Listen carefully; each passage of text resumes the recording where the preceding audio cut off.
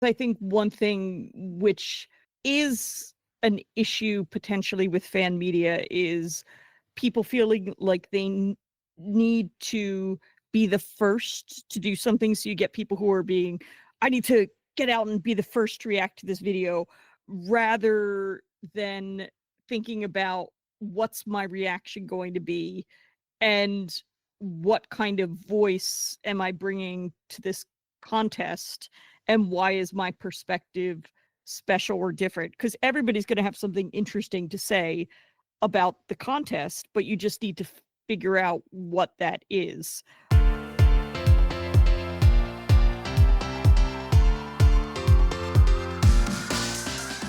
Hello and welcome to the EuroWhat, episode 273, dropping on July 1st, 2025. We are a pair of Americans trying to make sense of the Eurovision Song Contest. I'm Ben Smith, and I'm here with my co-host, Mike McComb. Hey, Mike. Hey, Ben.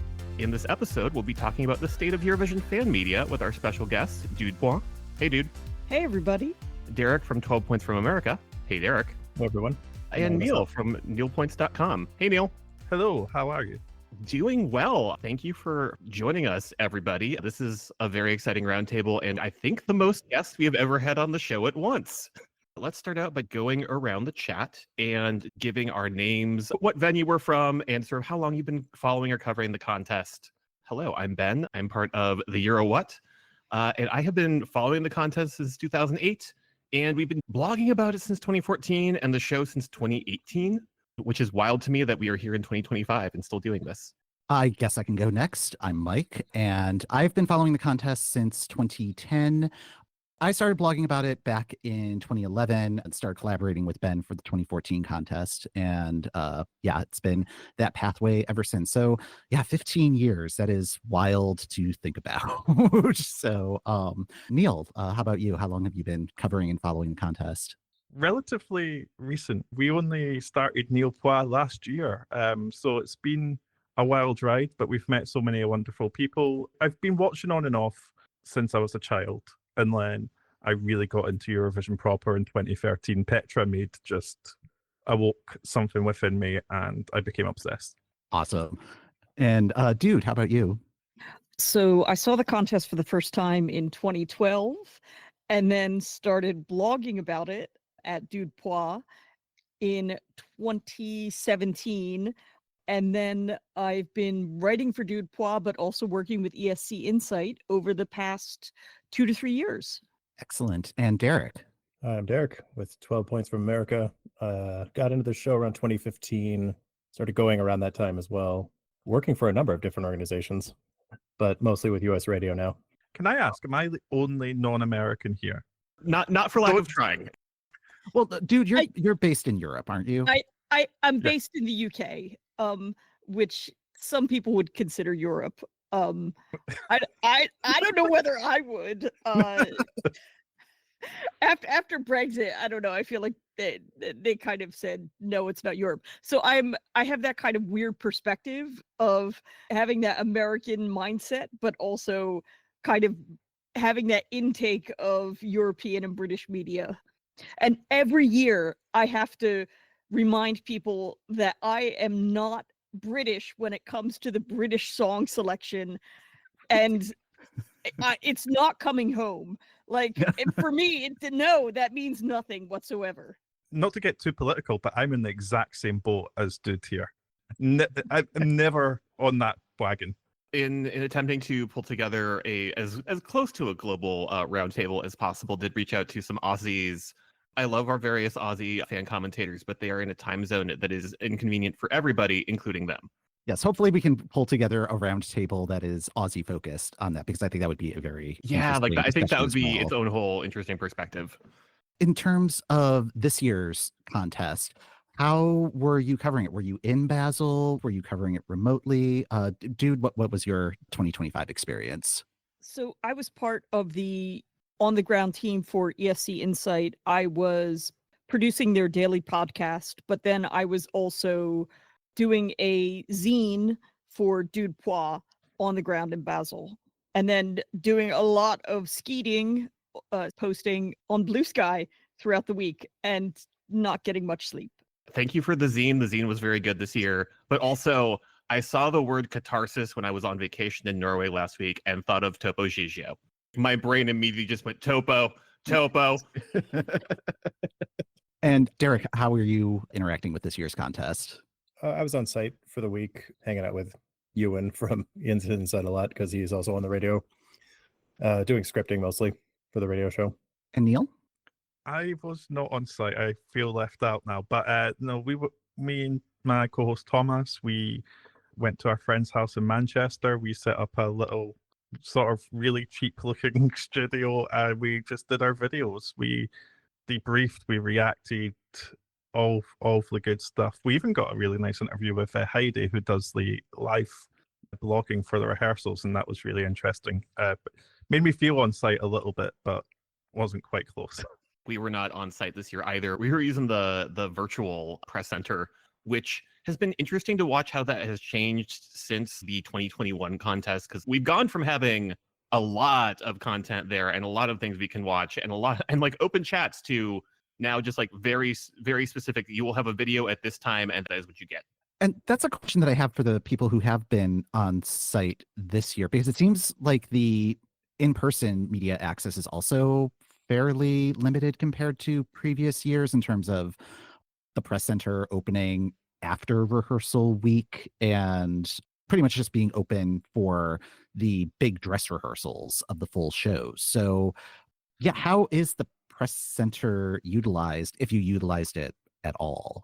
I was there a lot, but that's because I was doing a lot of work. I think there were a couple things that were different about this year's press center. And first of all, let me describe it to you. It was in a hockey rink, and we were in the kind of where the ice would usually be in the hockey rink. And there were 1,000 journalists based there. They had a fan media section. And the first day I came in and I couldn't find where it was. And I went up to the information desk and I said, "Where's the fan media section?" And they said, "Oh, it's okay, just sit anywhere." So I sat down, and then a couple other people from fan media found me and they're like, "Oh, we're behind the wall." So they had a big press conference area set up with a wall and some chairs in front of it. And the fan media was about, I would say, 80 chairs that were behind the wall where they had the press conference area. And we sat there for one day before it gave somebody a migraine since the lighting was so bad. And then we just moved back out. But it was very interesting to have that kind of perception of fan media, you're behind the wall, and real media gets to sit in the other area.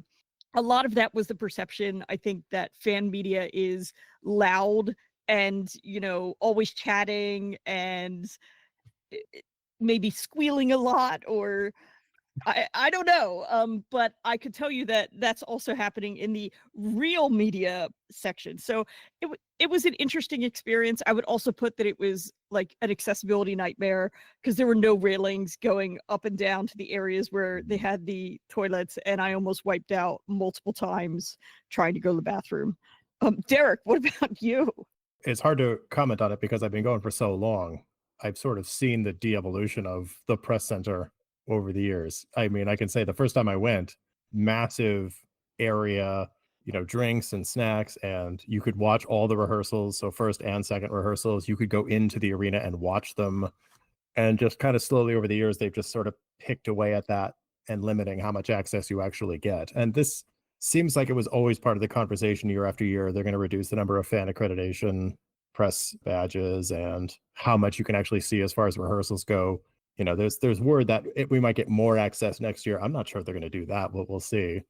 Still enjoyable, but it felt very, very, I don't say draconian, but like we weren't allowed to take pictures watching the first dress rehearsal, but the actual audience that they brought in to watch it, they were allowed to take pictures and video and post those online, which just seemed very counterintuitive. Like the pictures are getting out one way or the other. Still an enjoyable experience. I mean, it's like we were mistreated, and the whole fan press, real press sections, they tried that before and nobody followed it then either. So I don't know what the goal there is. I was on site in 2023 And like it was very much like the fan media section is out front, and then there's like a little curtain which we cannot pass, or like sort of like first class on a plane for like the actual journalists.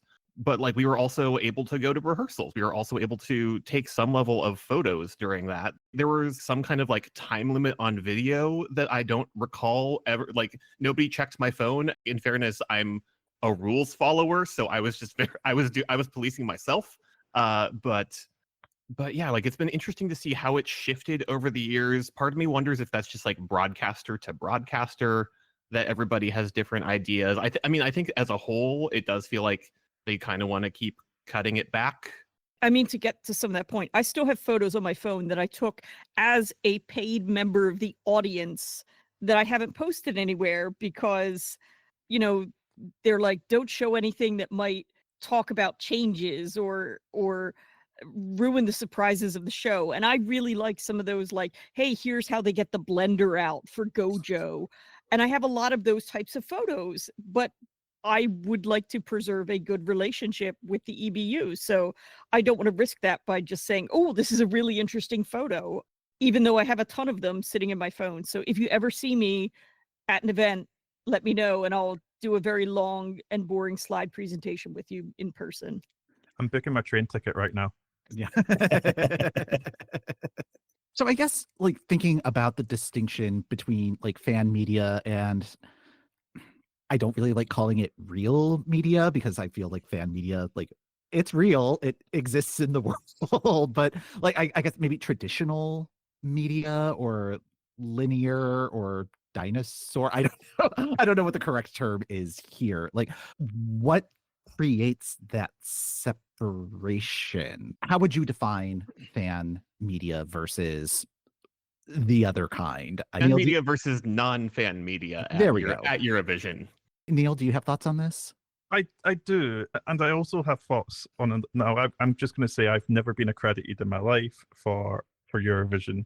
We were denied press this year for the online No Skin Off our teeth. We weren't expecting anything. We're just a small newbie channel. But yeah, I do think that, you know, there is a thought process somewhere that a lot of fan media is literally just fans who just want to get access. I think that might be where some of the thought process comes from, you know, whereas the journalists, traditional journalists, are maybe the ones who might get a little bit more reach with the general public, which might be what the end goal is, to keep those viewing figures up. If someone's watching my channel, for example, they like Eurovision or they are aware of Eurovision and the acts that are performing there, they're not going to get an increase in viewership from that. I think that might be where the distinction is for the EBU or the broadcasters. That makes a lot of sense, because one of the questions on the accreditation form is what the reach is. I also have to wonder how much the medium matters as well, because you work primarily in video and like we're working primarily in audio. Dude, you're kind of a cross between audio and print. So I'm curious how that factors into the math of the decision making there as well.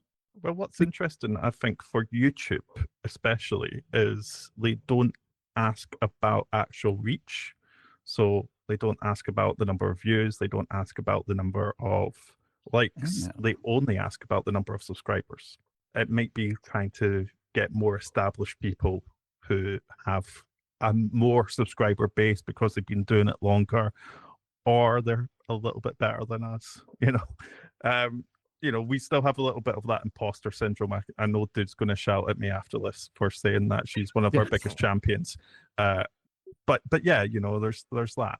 But yeah, it is going to sort of tilt the hand of who gets that accreditation to people who are better at getting people to, as YouTube always asks us to do, smash that like and subscribe button. Exactly, and you'll see that is, if you watch EuroWhat, that is getting more and more in there. I think one of the distinctions between fan media and quote unquote real media might be who's getting paid to be there, or who is getting a paycheck for what they're writing.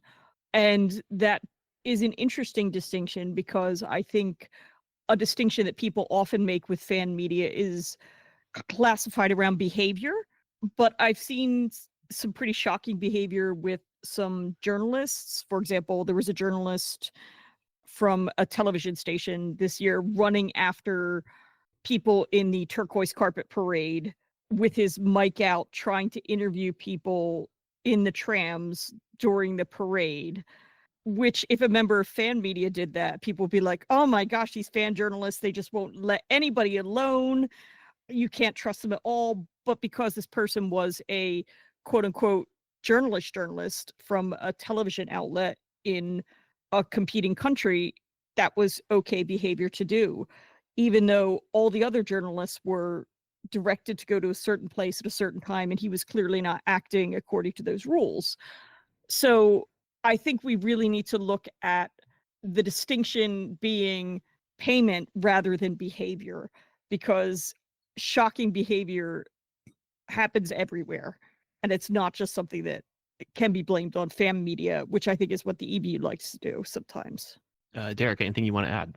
I mean, I guess I'll just echo what Neil said. I think a big part of it is they're looking to expand the audience as much as possible. If you're following fan media, you're a fan. And I feel like they kind of take that for granted as we have this audience locked in already. We don't need to accommodate them any more than we already do, versus somebody from like the BBC, as kind of a high-end example, putting an article out that thousands of people will see who maybe don't watch the show and maybe get interested, and that's more viewership. If you look at it purely from a business perspective, I feel like those would be the people you'd want to cater to more than anything. One of the oddities of this relationship with the EBU is that, like, the fan media, like, we are talking about this in June for an episode dropping in July. We are covering the contest year round, whereas traditional media, they're kind of parachuting in for a week or 2 weeks in May. Just feels like the balance is off there. But what you're saying, Derek, makes a lot of sense in that distinction, where it's like, oh yeah, the fan media covering it year round is for the people who are already like buying all the albums, buying all the tickets. They're not going to be able to get anything more out of those fans. They're trying to get more people in. It just kind of points to the weird ecosystem that the contest lives in, where it's just like, you could be a super fan of like football or something. Like, you're not going to get access to the Super Bowl or the World Cup or anything like that just because you're like really into covering it and blogging about it and writing about it and talking about it. The fact that that happens with Eurovision is, yeah, I really cannot think of a parallel. From my end, like, I have regularly started joking with people that I have a sports podcast because it's not that dissimilar. But then, just to add to like what you had said about maybe having the limiter be paycheck, the EBU reached out to a lot of the fan media platforms to say, hey, we're going to do an informational session.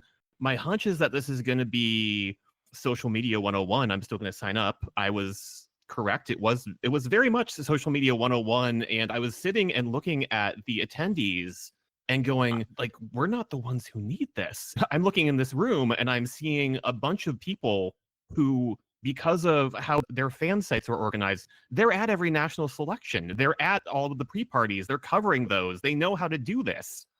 So it was interesting to me to see where the EBU kind of sees fan media existing versus where we exist.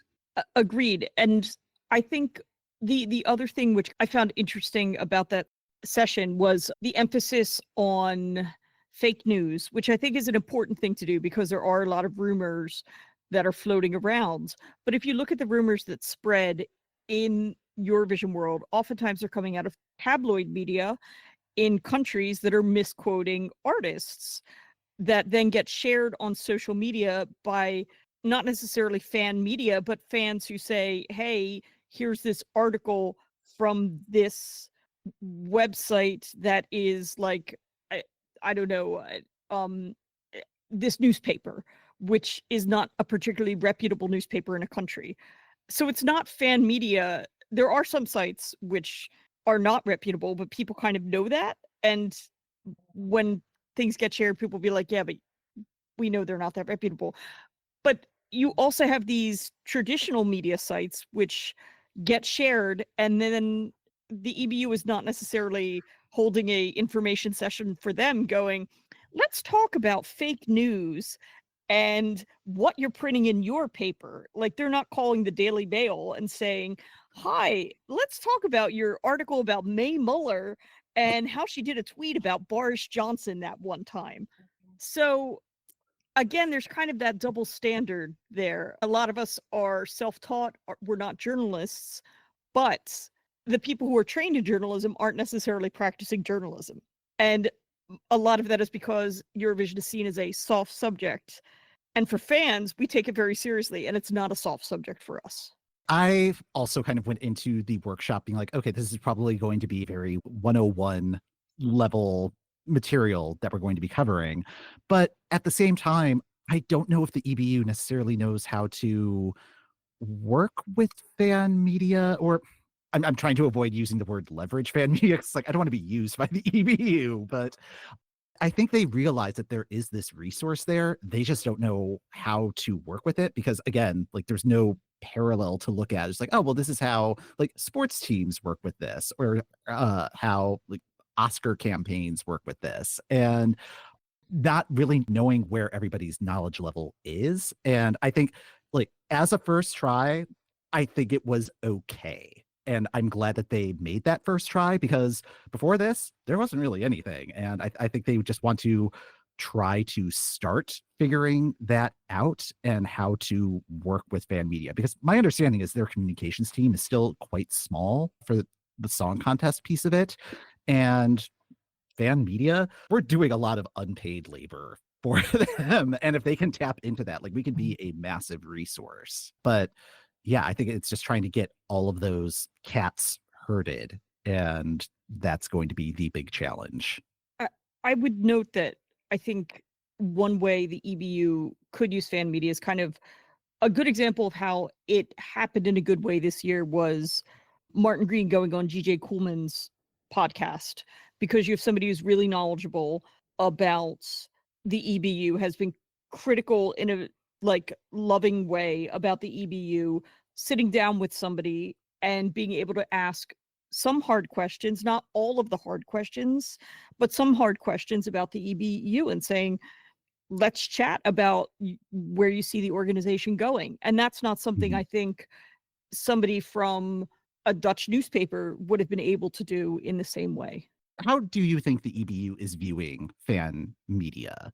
They are attempting this outreach. I feel like they're trying to be supportive, but in a way that does not show any sort of favoritism. Like the EBU is being very EBU about it. I think there is a bit of it's like a huge question mark exactly what the fan media is. I don't think the EBU quite understands it. I'm not accusing anyone of anything here, but they maybe don't have the resources to really dig into fan media and understand who they are, what they do, what they contribute. They see it as definitely a boon to their business for whatever reason, but they don't quite get the best way to utilize that.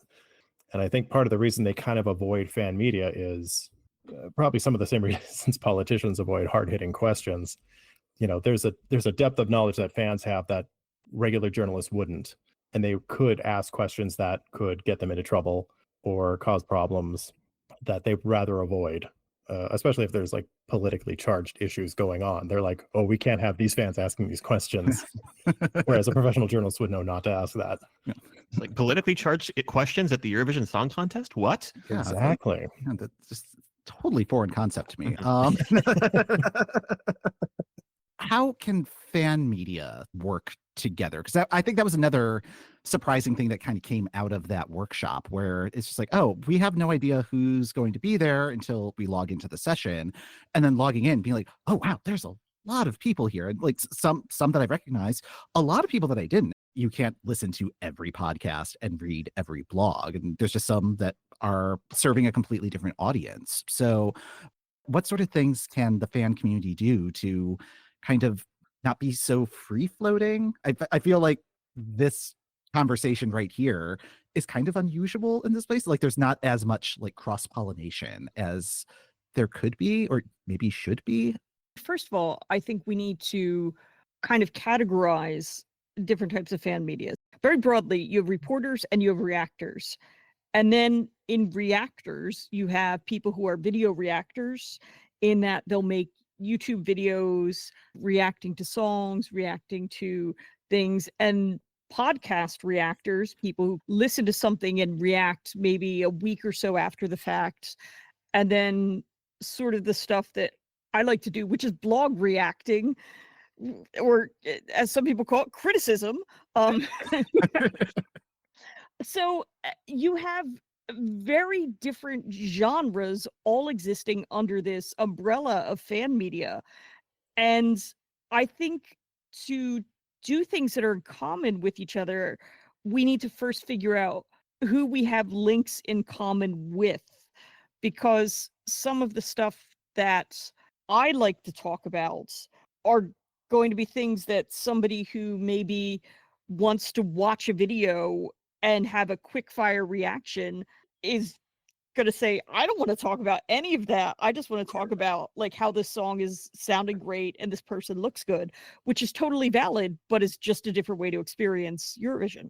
Yeah, I don't know, Neil, like you're a video person, like what are your thoughts? It's interesting because video wasn't the plan.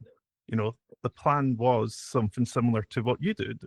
I think we had maybe met the ones that wasn't, you know, something that I was huge knowledge on of how vast fan media actually is. And then it just sort of happened that we wanted to do reactions, and I do have a broadcast degree. So I'm finally putting that to use. My mom is so proud. Yay. Never had a job in TV, never used that degree until now. But yeah, I think it's interesting. I think it's so diluted as well. It's so scattered, it's so splintered that how does anyone all come together? There's also some, I don't know if I would call this necessarily fan media, and apologies to anyone who would, but there are accounts who do like to spread all these rumors and posts on Instagram, and they get massive reach. So it is, how do you link in with people who have the same values as you, first of all, have the same sort of principles as you, but then it also kind of feels like you're all fighting against each other to maybe get some reach. I mean, it's not the most important thing to me.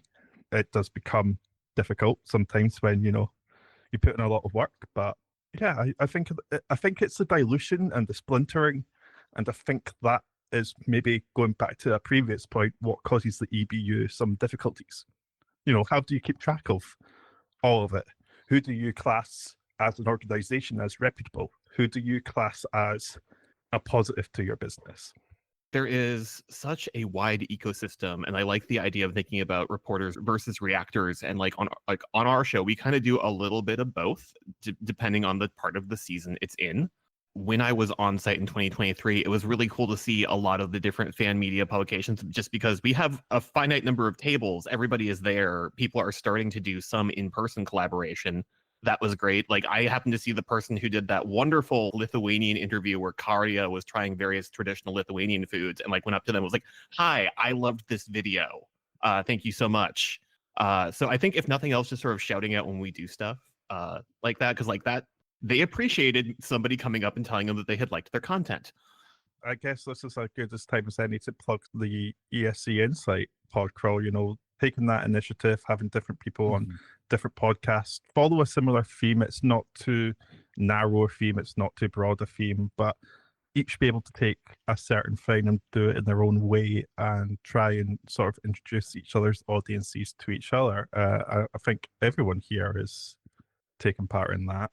And again, that we do have Aussies in that as well, and other people that, because it's not a live situation, it's probably a little bit easier to do that. So yeah, I think that sort of thing, and continuing towards maybe some things working together. I know that you've come on our channel before and stuff like that. So I think continue to try and reach out, not be scared of rejection as well. The worst someone can do is say, no, that's not necessarily a bad thing. Actually, the worst the person could do is not reply, but that's no skin off your face either. It's fine. But yeah, I sort of like this idea of working together more and collaborating and sharing a sort of an audience. I think it is that sort of friendship and stuff that keeps me alive within the Eurovision community, because Dude, my co-host Thomas, we have met so many people just through going to pre-parties and stuff like that, and it's great to be able to bring them on board as well. During the on-season have the various outlets that I follow where I really like their work, but like I will try to, especially when we're just getting entries, to make sure that I'm hearing things fresh and keeping my notes separate and not listening to what a bunch of other people are saying, because I don't want to inadvertently say the exact same thing in the exact same way.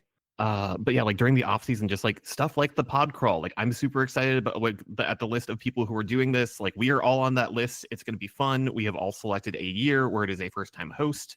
I've looked at who has what years. I'm very excited about what they're going to do with those. So it's going to be a lot of fun.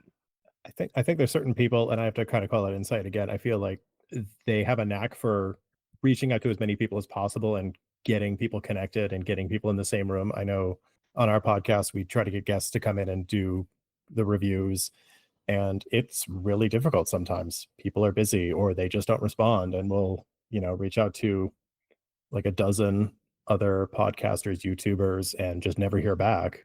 I can't speak to what these people are thinking, but it would be kind of weird for me to suddenly get a random email saying, hey, do you want to come on our podcast? And I'm like, I don't know who this person is or what they're about. It might be fun. It might be a nightmare. I think one of the benefits of being on site, though, and that's something I need to work on, is just kind of doing more networking when I'm on site and talking to people. Like, yeah, you're at the same table with people, but sometimes they don't even speak English. And I'll try to say, hello, hey, how's it going? And they'll just be like, and I'm kind of stuck. And then I'm just talking to the same people all the time. So what we need is someone to take the initiative, set up pub crawls on our behalf, and then just problem solves itself, because I'm not going to do it. Let's have ESC Insight and just call them the overlord of fan media. Let's do that. But it also goes beyond, I think, the off season. It goes beyond being on site. It goes throughout the season. Neil, you mentioned pre-parties, which is where we've hung out. We have national final season, which is where I've met people and hung out with them. I'll be in a city and I'll see some random person. I'll be like, oh, I know you from this. I went to go see an Italian band the other week, and I walked into the venue and I had my hat on, and somebody was like, oh, it's dudepoints. And like, it's these things we have because we build up that community throughout the year. So how do we keep this going, not only during that week and not only in the off season, but at all the Eurovision events we go to? And I'm lucky to live in a place where there is Eurovision things happening all the time, and it's easy to get to Eurovision things. So I will see people and I can be like, oh, I know you. And we can kind of chat about projects, or I can learn about what people are up to. But how do we create that virtually? And I think things like fan contests or watch-alongs are ways to create that community. I'm participating in one called Eurosky, where they're going to announce the results later tonight. So I'm crossing my fingers. Let's hope Italia and Miss Keita's song wins. But I think we need to recognize that there are these other fan opportunities, and we can pull people from them as well to kind of build this sense of community. Yeah. And I think also like part of the challenge is just like in the medium that you're working with, because like I don't really consume video content. The YouTube piece of it, like I don't know your workflow. I just don't know that ecosystem at all. And having worked in blogging, like we switched over to audio because we thought that was going to be easier than writing. And wow, we're rewriting. No. But yeah, I mean, it's just like the chosen medium and like how you're interacting there and what sort of problems you are trying to solve. It's like, oh yeah, how can you increase your reach? Like, I don't think we're as concerned about like search engine optimization. Perhaps we should be, but like, since we're not dealing with written content all that much, like it's not going to come up as frequently. So there are the mini ecosystems within this larger, very weird ecosystem that we're all trying to navigate. I think that's a really good point, because I don't know anything about TikTok. I'm not on TikTok. I like seeing TikTok when it comes up on my Blue Sky feed because I like text. But how do we kind of cross these bridges between audio and video and text and get people working comfortably among all of them especially given that the skills are so different among all of them. I'm very old, and blogging was the thing when I came up, so I'm comfortable with the written word and I love it, but video is hard for me. It would take a lot of work for me to do. So I'm really in awe of what Niall does, churning out videos on a frequent basis, because like that just takes so much energy and time. I can't even imagine the work that goes into that. Whereas I can write something on a train and it's on my commute to work and then it's published when I get home. But vice versa, I have tried to do a couple of blogs for our website and stuff like that. Dude has always been very complimentary of them because I have such doubt of everything that I do when it comes to the written word. So it is about having these people in your corner sometimes as well. And for me, the most important part is having fun. Yeah, it's nice when a video gets 38,000 views. Also a little bit terrifying, but nice. But that's, you know, if I'm happy and we're getting 30 views on a video, that's fine. You know, I'm having fun. I'm hanging out with my best mate. I think for all fan media, that should be sort of the crux of it. Do what you love doing, and have fun while doing it, and just, yeah, see where it takes you. Like, we've had really weird things happen to us in the last year and a half because we've been doing this, and things that we never ever thought we'd be doing, and put ourselves right out of our comfort zone. But it's all just been absolutely so rewarding. So yeah, if you love what you're doing, just that's the crux of it, isn't it? Like, I'm sure if you guys have all been doing this for so long, you must still love it if you're still doing it. I mean, yeah, because like our download count is nice. Our show sustains itself, which is lovely. But like, I'm in it for love of the game. I'm here because I have opinions about these Finnish pop songs, and somebody needs to listen to them. Even if it's just me. Yeah, it's nice having somebody who I don't have to do the 5-minute "what is Eurovision" spiel and watch their eyes glaze over. I think one of the best experiences that I've had, like, in 15 years of covering the contest, I was in Torino, and there was one day where a bunch of like different content creators, like, we just were all hanging out, drinking Aperol Spritz in the sun. It was like people from Aussie Vision, people who listen to the show, a few other podcasts as well. And just like, oh yeah, like, drop by if you can.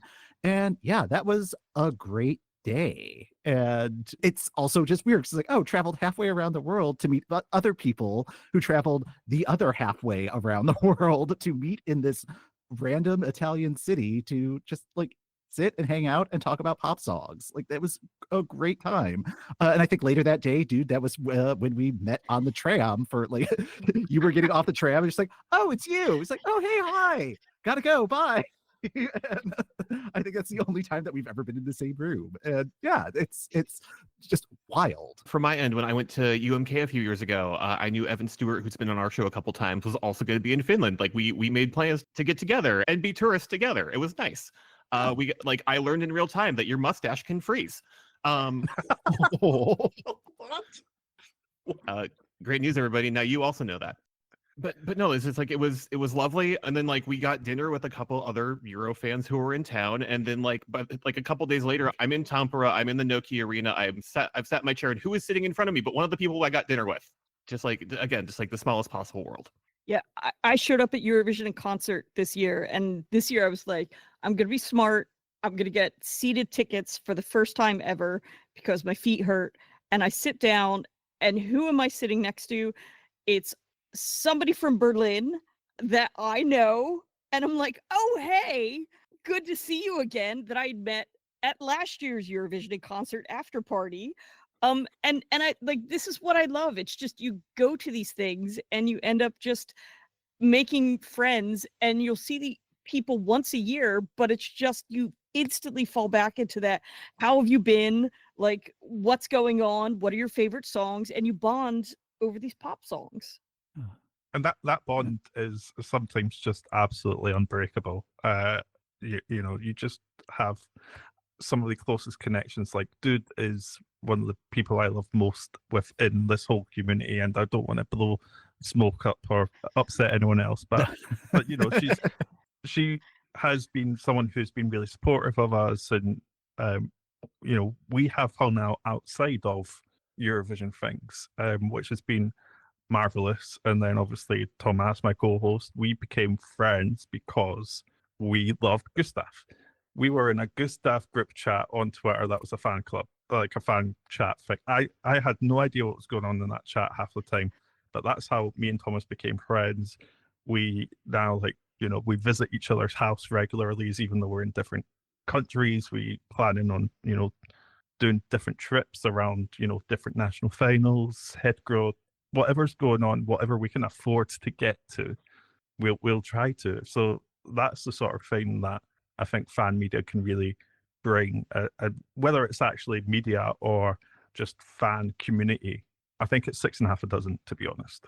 With Liverpool, like, Mike, you were not going to be able to go to the contest, so I knew I could like turn around and email the 12 points group like, hello, fellow Minnesotans, do you have room for one more? And that ended up working out for all of us. Yeah, I think that that's one of the things that took a while to learn in the fan media community. We're not in competition with each other. I mean, 12 points and our podcast, like, we're kind of covering the same beat since we are approaching the contest like as Americans and have this sort of semi-outsider status to it. And so we should be bitter rivals, maybe, but we're not. Like, we all get along. I mean, it's very much the Minnesotanness of it, like, filling through the cracks. But yeah, I don't know, Derek, if you have thoughts on that side of the equation.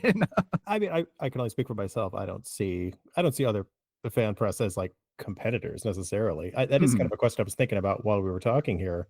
How do other fan media view each other? Do they see each other as competition, as these weird islands that are all just kind of separate and doing their own thing and never cross paths? Is it strange to, like I ran into a guy who has a YouTube channel who reviews the show when I was standing outside doing surveys. And I said, "Oh, I know you. I've watched your YouTube channel." And he was genuinely shocked that anyone recognized him. And I thought, dude, you get like thousands of views. I don't know why you're so surprised by it. But it's like almost an unspoken rule that we're not supposed to communicate. No, I think there's plenty of space for both of us. I don't. Yeah. And I think our personalities and our approaches are different enough that we provide something unique. I mean, I could listen to multiple podcasts from people in the UK and not think this is just the same show every time. In that workshop, they talked about trying to find your voice. And I do think that was a good piece of advice, because I think one thing which is an issue potentially with fan media is people feeling like they need to be the first to do something. So you get people who are being, I need to get out and be the first to react to this video, rather than thinking about what's my reaction going to be and what kind of voice am I bringing to this contest and why is my perspective special or different? Because everybody's going to have something interesting to say about the contest, but you just need to figure out what that is. So it's not just being American, it's about everybody has a different thought process or different experiences that they bring. I talk probably way too much about feminism, but that's the lens through which I view the contest, is feminism and gender. And there aren't many people out there doing that, which is why I continue to talk way too much about it. And I think that is kind of the key to fan media, is everybody needs to find that thing which makes just why are you doing this? And why is that love coming through, and why is that passion coming through for you? That's what will make your podcast or your video series or your blog special. Sorry, It's that felt never really too- heavy. Yeah, it's no, never no, too no. much feminism. Never too much feminism. Thank you, But thank you, Neil.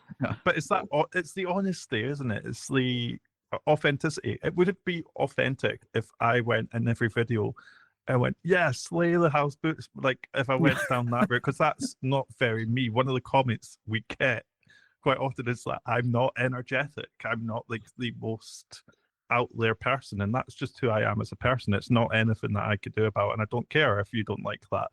I'm still going to be me.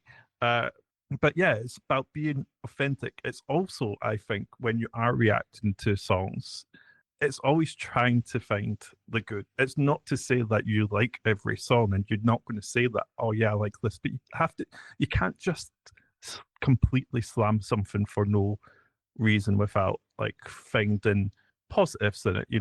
It's like, what is it they do at school? It's like a bad thing, a good thing, or or the other way around. Is it like a crap sandwich or something like that they call it? A Yeah. compliment sandwich. Compliment sandwich. But if done sandwich. improperly, it can. Yeah. But yeah, it's sort of like that. There's only been one song in the like 200 odd videos that we have produced that we have absolutely crapped on. Can I say it? Should I say it? Sure. Yeah, sure. It was Len from Eurosong from Belgium this year. Absolutely atrocious in my opinion. But we still talk about how horrible we were to him. But we weren't even that mean. It was just horrible for us relative to how we normally act. But yeah, that's that poor kid. He seems lovely. I feel like I'm digging myself out of a hole right now. But yeah, it's honesty, it's authenticity, and I think that's how everyone should approach it. Last year, out of nowhere, we got someone who was like, "You guys have gotten so mean," and like it hit me hard. And then we got a second one and realized I think this is the same person who has literally spun up a Gmail, and I think it's just that they're specifically mad that I called the Dutch language a deeply unserious Muppet language, but they don't know that I have a lot of experience with Dutch. Like, I'm saying this with a lot of love. It's just like it deep. Like every time I have gone on a business trip for work, one of the things that makes me happy is opening my phone while I'm on the train down to Rotterdam and seeing that the network is Wi-Fi into train. I've been learning Dutch for the last year, and yesterday I found out that chocolate sprinkles are hagelslags, and that is my new favorite thing. So I completely understand where you're coming from. Dutch is a ridiculous language, and I do love it. Yeah, no, it's deeply unserious, and I love it so much because of that. So, what is everybody looking forward to in 2026? We've not really thought through a lot of what we're going to do for 2026. I'd like to still do the reaction videos, but maybe something with a little bit more meat to it. But there is obviously, it's time consuming and all the rest of it. And I'm a full-time worker and a full-time student, so it's very difficult to even fit what we do in without feeling absolutely burnt out all the time. I think what we have discussed is that our main goal is that we would like to be at the Melody Festivalen final, and if possible, we would like to have accreditation to try and like bring some of our own type of energy to that. We see what other sites do, like that Eurovision site have some really great content. We think we've got a different way that we could maybe do that, and yeah, that's that's a dream. If we get to do that next year, that is the dream. That's a checkbox. So I'm going to be starting a PhD in the fall while still working, so that's going to be cutting into Eurovision time. Mhm. But I've been toying with the idea of starting a podcast around gender in Eurovision, surprise, called Hey Ladies, where we'll be talking about gender and sexuality and covering things like the boy teen idol, for example, and how that relates to young female fans, or the whole family friendly thing, and what that meant in the 2025 contest and the results that came out. So what does that mean? And also digging in deeper to some of these topics that are outside of a song, but are kind of general societal trends. Yeah, we'll see if that happens. How about you, Derek? Oh man, I am not nearly as ambitious as these guys. I'm excited to see what this pod crawl turns out to be and where we go after that. Mhm. I know in our own podcast, I'm always pushing to expand our boundaries and do bigger things or riskier things, or just see what else can we do with this. I mean, we have a fan base. Let's try something else, and let's try incorporating more people into this mix. And if this kind of gets that going a little bit, I'm ready to put in the energy to keep that moving. I'm just looking at the next step right now and just kind of seeing, well, how does this play out and where do we go from there? I think is exciting. So yeah, not any degrees in my future, but I think I'm maxed out on that. Mm-hmm. Yeah.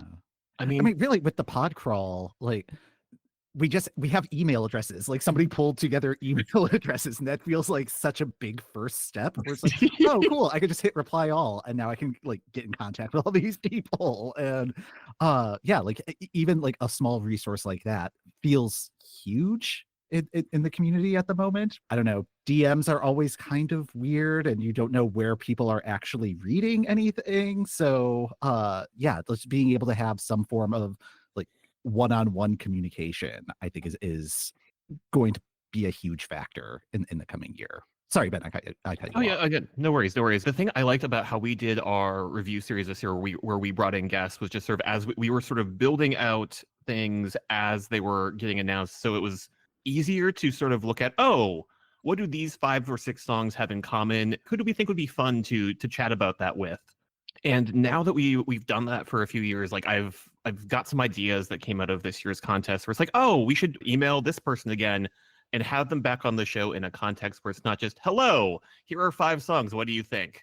Where they get to flex a little bit of their expertise as well, especially with like around the idea of novelty songs and just sort of like the joke entry. I have a specific person I want to bring in to just talk about just sort of the history of those. And why does America tend to classify anything Eurovision? Probably in like the same mental headspace that the Eurovision fandom thinks about quote unquote joke entries, which aren't jokes. They're not jokes. Take them seriously. That's something that's been on my mind where I'm just like, yeah, no, I think this might be the off season to finally bring something, because there was more of that this season. And like that's part of it, is just sort of figuring out what ideas have we had on our little bulletin board where like, no, this was part of this season. Let's find somebody we can chat with about this. So like that's what I'm looking forward to. I'm guys also have a bulletin board. We've just got a WhatsApp chat. We are so unorganized. That's one of the things I'm looking forward to for the pod crawl. Like it's actually a time where I can actually listen to some content and we can actually get inspired by the best in the game. So yeah. I mean, one thing I have joked about with guests on the show is that Mike and I are both either current or former project managers, and it shows. Yeah. No. We're a sports podcast. We're a project management podcast. Yeah, we are. Yeah. I mean, I think the pod crawl has helped really kind of sharpen our focus in terms of planning for the off season, at least, because the year that we ended up with, it was not our first choice. And as soon as we started thinking about it, it's like, oh, we could do this.